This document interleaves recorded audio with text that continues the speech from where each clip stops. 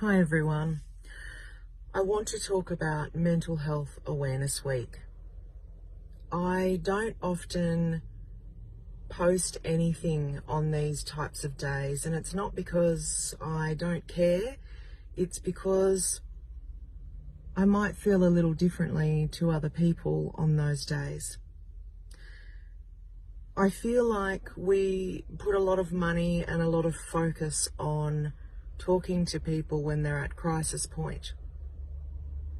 But we don't do enough talking or exploration of how we can help people before they get to crisis point. And if I can speak about my own experience as an autistic people and address some of the healthcare barriers and issues that we have around mental health in the autistic community for a moment. Autistic adults are 4 times more likely to commit suicide in their lifetime than those who are not autistic. And that number is severely unrepresentative because we know that there are so many autistic adults who are undiagnosed, who are misdiagnosed, who have dual diagnoses. And we also know that unsupported autistic people end up with chronic illness and other forms of mental illness. Part of the problem about this is that we don't know enough. And when we do know, we're still always working toward acceptance. We do a lot of talking and promoting awareness, not just about autism, but mental health in general, and very little acceptance.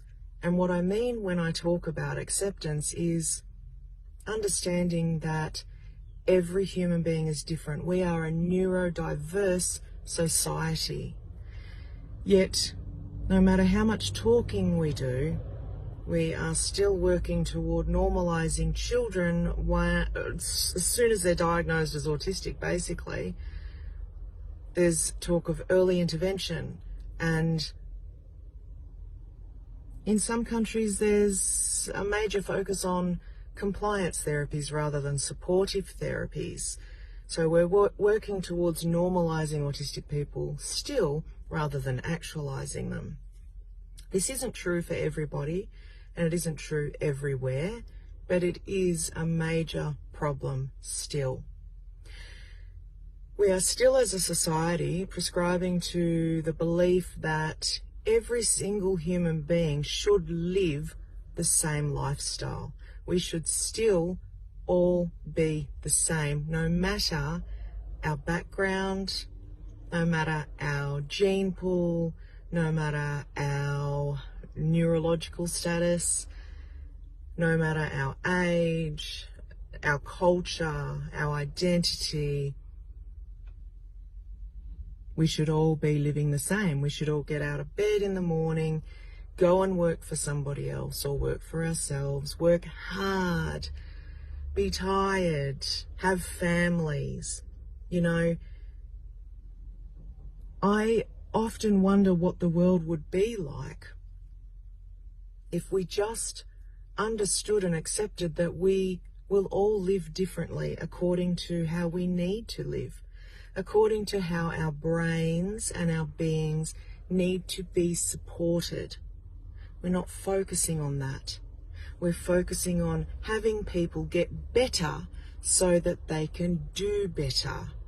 We talk about helping people not be in crisis so that they can live functional lives. But what does functional mean? I see functional as still meaning that we all live the same. Imagine if we gave people the space and the freedom that they needed when they're not doing so well. When we allow people to explore and to find what feels aligned for them and to create a life that works for them in maintaining health and well-being and balance. The way I live my life as an autistic person is completely different to the way that a non-autistic person would live their life. I can only manage to work for myself. I can only manage to work a certain amount of hours per week. I parent in a very different way. I live in a very different way. I eat in a very different way. I sleep different hours. Literally everything about the way I live my life is different to other people. And it's taken me 40 years to be able to give myself permission to do that. It's taken me 40 years to understand my brain, my central nervous system, and what I need to be supported. It's taken me 40 years to let go of the shame involved and the self-rejection and self-loathing and self-hatred around not being approved of, or being weak, or not being able to live in the way that other people live. Because I tried and tried and tried, and I couldn't do it without being mentally unwell or chronically ill. And when I had children, I decided I refused to allow them to walk the same path. When I do consultations with parents, it's always the same stories. Insurmountable pressure, judgment, and disapproval from systems, from families, from friends, because we are all conditioned in a way to believe that we all need the same things, that we all need to live the same way. We're conditioned to believe that we all need to send our children to school, that there are certain things in life that we need to do in order to be deemed functional, purpose-filled, sane, well-balanced, useful human beings. We completely overlook the fact that people are not by mistake. My people, my autistic community, are not by accident. We contribute so much to this world. People with mental illness contribute so much to this world when they are given the understanding, the time, the space, and the freedom to explore who they are supposed to be, rather than giving themselves a hard time and seeing themselves through the eyes of others who disapprove or see them as weak or not good enough. We still pathologize people who are different from the typical, and there is no typical. There's a lot of masking, there's a lot of pretending, there's a lot of pressure. When we talk about autism specifically, we're still hearing people using functioning labels. When we say severe autism or low functioning autism, we completely overlook a person's capacity. We completely overlook their intelligence. When we say high functioning, we completely overlook a person's challenges. Now, when we think about those stats, that autistic people are 4 times more likely to commit suicide, we are not talking about the people who are tagged with the label low functioning. We are talking about people like me.